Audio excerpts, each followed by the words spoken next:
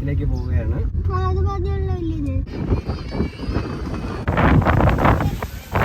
പുതിയ പാലം ഒരിക്കടി പണിഞ്ഞുകൊണ്ട് വരുന്നത് അതിന്റെ അപ്പുറത്തെ കിടക്കുന്നത്. ഇതിപ്പം നിലവില് ട്രെയിൻ പോണത് ഇതിലേക്ക്.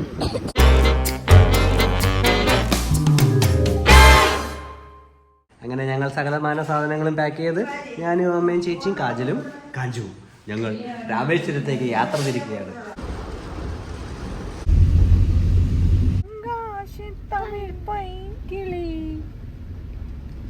ചേച്ചിയുടെ ഒരു നല്ല ഗാനത്തോടു കൂടി നമ്മുടെ വീണ്ടും അനുഭവിക്കുകയാണ്.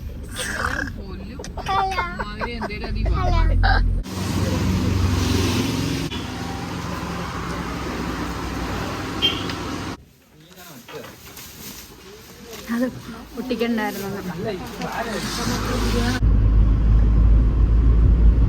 ഞങ്ങളിപ്പം ഫാമിലി ആയിട്ടുള്ളത് രാമേശ്വരത്താണ്.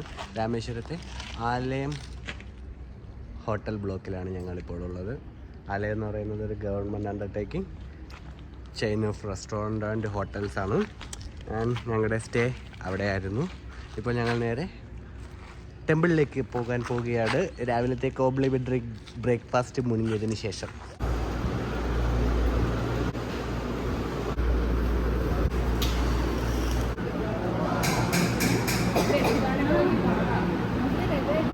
അപ്പോൾ നമ്മളിനി എങ്ങോട്ട് പോവുകയാണ്? നമ്മളിനി അമ്പലത്തിലേക്ക് പോവുകയാണ്. നമ്മൾ താമസിച്ചിരുന്ന ഹോട്ടൽ വിട്ട് നമ്മൾ അമ്പലത്തിലേക്കുള്ള വഴി കയറിയിരിക്കുകയാണ്. അത് മാറുന്നുണ്ടോ നോക്കിയ വഴിയെന്ന്.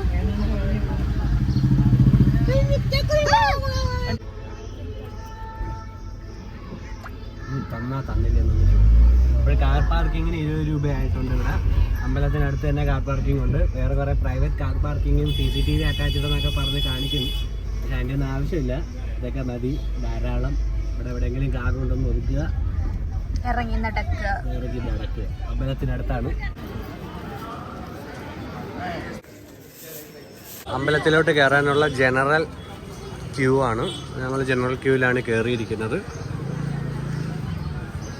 ക്യൂ എത്രത്തോളം ഉണ്ടെന്ന് ഞങ്ങൾക്കറിയില്ല.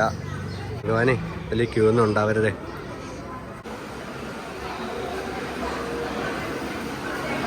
ഇതുമാത്രം വരികളാണുള്ളതെന്ന് നോക്കിയാണ്. നല്ലൊരു തിരക്കുള്ളൊരു ദിവസമായിരുന്നെങ്കിൽ ഇത് മൊത്തം ഞങ്ങൾ ചുറ്റി നടക്കേണ്ടി വന്നതാണ്. ഒരു ദിവസം വലിയ തിരക്കില്ലാത്തതുകൊണ്ട് വേഗം നടന്ന് ദർശനത്തിന് പോകാമെന്ന് കരുതുന്നു.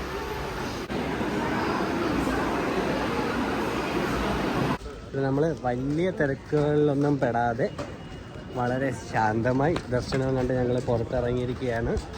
അപ്പോൾ ഇനി നമ്മൾ പാർക്കിംഗ് ഏരിയ ചെന്ന് കാറെടുത്ത് നമ്മൾ നേരെ ധനുഷ്കോടിയിലേക്ക്. പതുക്കെ വരണേ, തന്നെ ഭയങ്കര വൃത്തിയായതുകൊണ്ട് കുഴപ്പമില്ല.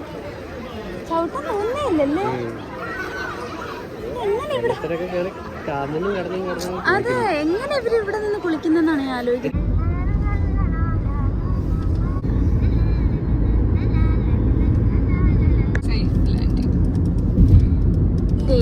നിങ്ങൾ കാണുന്നുണ്ടോ അവിടെ?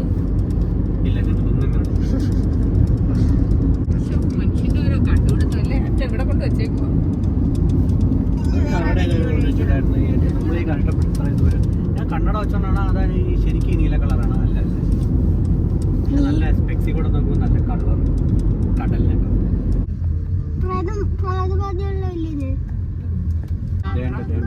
പള്ളിയൊക്കെ കണ്ടു. നമുക്ക് അങ്ങോട്ടും പോയി കണ്ടിട്ട് തിരിച്ചു വരാം. എന്നിട്ട് നമ്മളെ ധനുഷ്കോടിയുടെ എണ്ടെത്തിയിരിക്കുകയാണ്.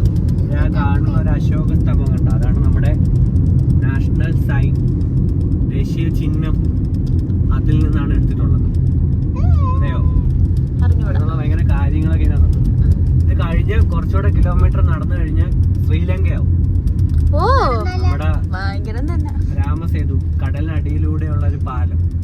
അതിനെക്കൊണ്ട് നടന്നൊന്നും പോകാൻ പറ്റൂല, പക്ഷെ എന്നാലും വച്ച. പക്ഷെ മെയിൻ പ്രശ്നം എന്ന് പറയുന്നത് ഇനി നമ്മൾ കാർ എവിടെ ഇടുമെന്നുള്ളതാണ്. നമ്മൾ കേറി ഇനി പോന്നു.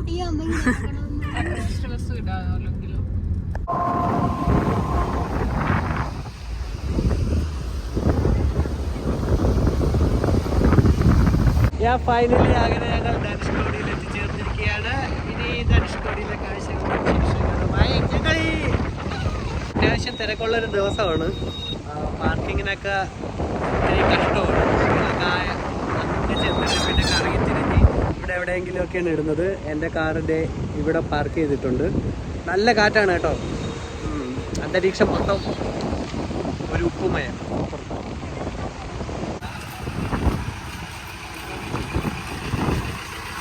കേരള 23 ഇന്ത്യ ഇവിടെ തീരുകയാണ് ഗായ്സ്. ഇന്ത്യ ഇവിടെ തീരുകയാണ്. നേരത്തെ ഞാൻ പറഞ്ഞത് ഈ അശോക സ്തംഭത്തിന്റെ കാര്യം.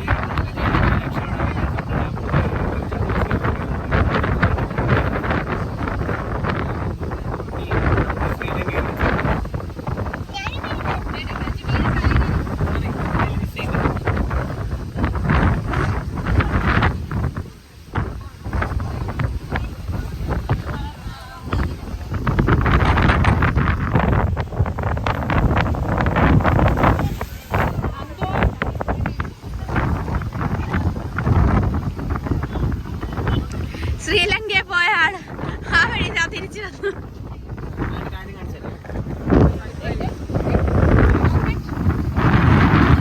എന്തോ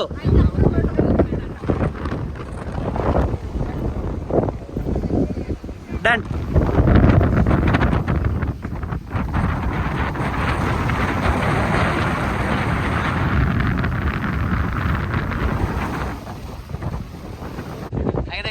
നമ്മൾ ധനുഷ്കോടിയോട് ധനുഷ്കോടിയിൽ കുളിക്കണമെന്ന് അമ്മയ്ക്ക്. എങ്ങനെയുണ്ടടി മാളും? പോവാം. എവിടെ പോവാന്ന്? കുളിക്കാൻ പോവാന്ന് ധനുഷ്കോടി. അവിടെ കുളിക്കുന്ന കുറെ എന്നെ കട ആകർഷിച്ച കുറെ സാധനങ്ങളുണ്ട്. അതൊക്കെ ഞാൻ നിങ്ങളെ കാണിക്കാം. ഈ ബ്ലാക്ക് പെബിൾ എനിക്ക് ഇഷ്ടമായി. ഇത് സൈസിനനുസരിച്ചാണ്. എൻ്റെ കയ്യിരിക്കുന്ന സാധനം 100 രൂപ ആണ്. ഈ ചെറുതൊക്കെ 20 രൂപയും 50 രൂപയൊക്കെ ഉള്ളൂ. അവര് പോളിഷ് ചെയ്ത് എടുക്കുന്ന റോ ആയിട്ട് കിട്ടും. പിന്നെ നമ്മൾ ധനുഷ്കോടിയിലെ രാമേശ്വരത്തിനെയും കുറെ ഫ്രിഡ്ജ് മാഗ്നറ്റ്സ് ഉണ്ട്. അതും അഫോർഡബിൾ പ്രൈസാണ്. 30 രൂപ 20 രൂപ ആ റേറ്റൊക്കെയാണ്. രണ്ടെണ്ണമൊക്കെ മേടിക്കുകയാണെങ്കിൽ പറയണ 20 രൂപയ്ക്ക് കിട്ടും. പിന്നെ കുറച്ച് നല്ല മാലകളുണ്ട്. പിന്നെ ഈ പെബിൾസ്. പിന്നെ നമ്മളെ നാട്ടിൽ കിട്ടുന്നത് പോലെ അല്ല. ഈ ശംഖൊക്കെ പക്ക ഒറിജിനൽ സാധനങ്ങൾ. ഊതി കാണിക്കുമെന്ന് എന്തുകൊണ്ടാ? ഊതൂല ഞാൻ. ഊത് നോക്കട്ടെ. പൊട്ടിക്കല്ലേ ഇങ്ങനെ ഏതാ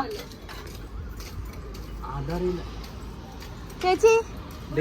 ഇതേമാതിരി കിട്ടുന്ന ശംഖാണ് അവര് പോളിഷ് ചെയ്ത് ഇതേപോലെ ആക്കിയെടുക്കുന്നത്. പക്ക ഒറിജിനൽ ആ സാധനം. നമ്മുടെ നാട്ടിൽ ഇത് എങ്ങനെ പോയാലും ഒരു 500 റുപ്പീസ് വരും. ഇവിടെ 100-150 രൂപയ്ക്കാണ് കിട്ടുന്നത്. ഇതൊക്കെ സഞ്ചരിച്ച് നമ്മുടെ നാട്ടിൽ വരുമ്പോൾ 500, 600, 700 ഒക്കെ ആവും. അതേപോലെ അടിപൊളി സാധനം. ചേച്ചി ഊതിയൊക്കെ കാണിച്ചായിരുന്നു. പഠിപ്പിച്ചത് ഇങ്ങനെ നൂതുകൊണ്ടൊന്ന് ചുണ്ടിങ്ങനെ വെച്ചിട്ട്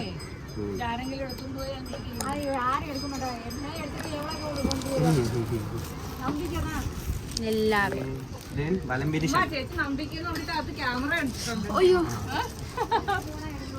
ശംഖ് വേണ്ട. ഇതൊക്കെ നമ്മുടെ നാട്ടിലെ ക്ഷേത്രങ്ങളിൽ പൂജയ്ക്കൊക്കെ ഉപയോഗിക്കുന്ന സാധനമാണ്. ഇത് വലംപിരി ശംഖാണ്. ഇതിൽ സൗണ്ട് വരത്തില്ല. സൗണ്ട് വരണമാക്കണ മറ്റേ സാധനം. ഞങ്ങൾ ഇവിടുന്ന് മേടിച്ചത് കാജലിന് തലക്കുത്താനുള്ള ഒരു സാധനം. ഫ്രിഡ്ജ് മാഗ്നറ്റ് മേടിച്ചു. എവിടെ പോയാലും വേണമല്ലോ എന്തേലും. പിന്നെ ഈ ഒരു ശംഖ് കവറിന്ന് എടുത്ത് കാണിക്കാൻ വയ്യ. ഈ സാധനം പാമ്പൻ പാലത്തിലേക്ക് കയറിക്കൊണ്ടിരിക്കുകയാണ്. ഇന്നലെ വന്നപ്പോൾ നമ്മൾ കണ്ടിരുന്നു. പക്ഷെ രാത്രി ആയതുകൊണ്ട് പിന്നെ വീഡിയോ എടുക്കാനൊന്നും പറ്റിയില്ല. അവര് രണ്ടുപേരും കാറിൽ തന്നെ ഇരിക്കുക, ഇറങ്ങുന്നില്ലെന്നാ പറയുന്നത്. അപ്പം നമ്മൾ ഇറങ്ങിയതാ. ഇതാണ് ഗൈസ് പാമ്പൻ ബ്രിഡ്ജ്. ഇതാണോ പാമ്പൻ? അത് നമ്മൾ നിൽക്കുന്നതാണോ പാമ്പൻ ബ്രിഡ്ജ്?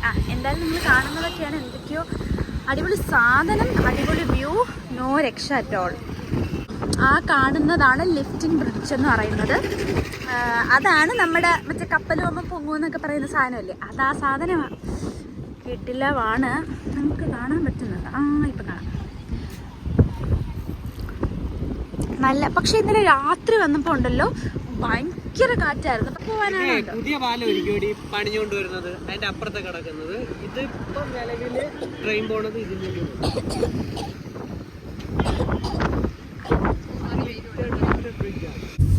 അപ്പൊ ഗായ്സ്, നമ്മുടെ പാമ്പൻ പാലത്തിൽ വെച്ച് ആയിക്കോട്ടെ വീഡിയോയുടെ സൈനിങ് ഓഫ്. ഞങ്ങൾക്ക് എല്ലാവർക്കും നാളെ അവരവരുടെ കൂടുകളിലേക്ക് വർക്ക് പ്ലേസുകളിലേക്കും ചെക്ക് ചെയ്യാറുള്ളത് കൊണ്ട് ഞങ്ങളുടെ യാത്ര ഞങ്ങൾ ഇവിടെ വെച്ച് അവസാനിപ്പിക്കുകയാണ്. അപ്പോ കാണാം.